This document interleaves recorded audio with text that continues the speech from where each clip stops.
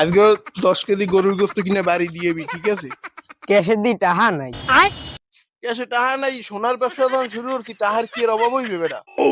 হয় তোমারও সোনার দাম কমে গেছে, আমি তোমায় ঠাপায়ও না মানুষে।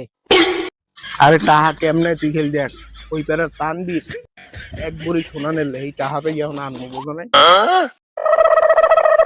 এ তানবীর কি বাড়ি আছো? বাইরাও। তুই দিয়ে এই পুরা 1 মাস ধরে এক বড়ি সোনা আনছো, তাহলে টাকাটা দিবি টিবি না? আরে এইসো ভালো হয়েছে, তোমার টাকা দিতে আসি।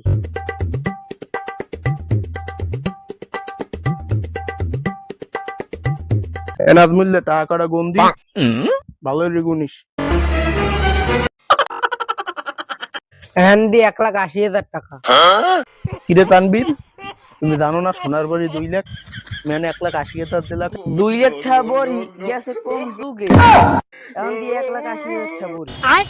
তুমি যে সময় আমাদের যে সোনা কিনে নিলা সে সময় 2 লাখ টাকা বড়ি ছিল, এই 2 লাখ টাকা দাও। খারাও তোমার 2 লাখ টাকা লইতেছে।